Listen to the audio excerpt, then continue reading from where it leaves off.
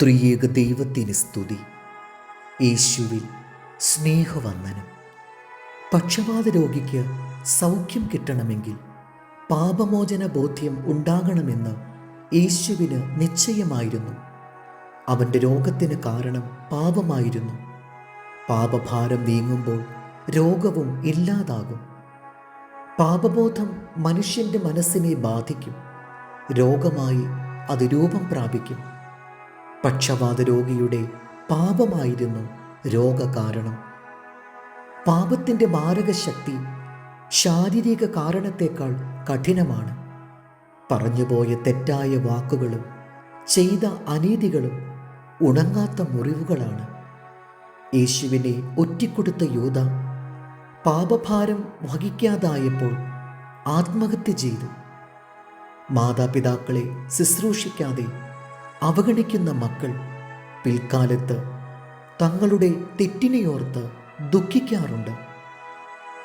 പാപഭാരത്തിൽ നിന്ന് മോചനം നേടാൻ കഴിയുമോ? എന്താണ് അതിനുള്ള മാർഗം? യേശു നമ്മുടെ പാപബോധമില്ലാതാക്കി നമ്മെ രക്ഷിക്കുവാൻ പ്രാപ്തനാണ്. ഉയർത്തെഴുന്നേറ്റ യേശു അരികിലുണ്ടെന്ന് വിശ്വസിച്ച് ചെയ്ത തെറ്റുകൾ ഏറ്റുപറഞ്ഞ് നല്ല ജീവിതത്തിനായി സമർപ്പിച്ചാൽ പാപഭാരം ഇല്ലാതാകും. സൂര്യൻ ഉദിക്കുമ്പോൾ അന്ധകാരം ഇല്ലാതാകുന്നതുപോലെ യേശുവിൻ്റെ സഖിത്വം പാപബോധത്തെ മാറ്റിക്കളയും. ഏകനായി ഇരുട്ടിൽ സഞ്ചരിക്കുമ്പോൾ ഉണ്ടാകുന്ന ഭയം ഒരു സ്നേഹിതൻ കൂടെ വരുമ്പോൾ ഇല്ലാതാകുന്നതുപോലെ യേശു അരികിലുള്ളപ്പോൾ പാപഭാരം മാറിപ്പോകും.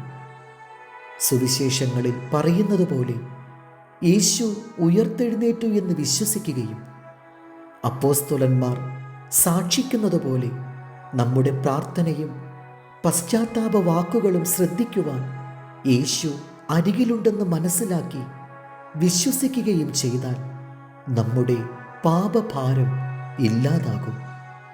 യേശുവാകുന്ന സൂര്യൻ ഉദിച്ചാൽ പാപാന്ധകാരം ഓടിയൊളിക്കും. 1 യോഹന്നാൻ 1:7. അവൻ വെളിച്ചത്തിൽ ഇരിക്കുന്നത് പോലെ നാം വെളിച്ചത്തിൽ നടക്കുന്നുവെങ്കിൽ നമുക്ക് തമ്മിൽ കൂട്ടായ്മയുണ്ട്. അവൻ്റെ പുത്രനായ യേശുവിൻ്റെ രക്തം സകല പാപവും പോക്കി നമ്മെ ശുദ്ധീകരിക്കുന്നു. ദൈവം നമ്മെ അനുഗ്രഹിക്കട്ടെ. കർത്താവിൽ എളിയ ശുശ്രൂഷകൻ ഈരാളിലച്ചൻ.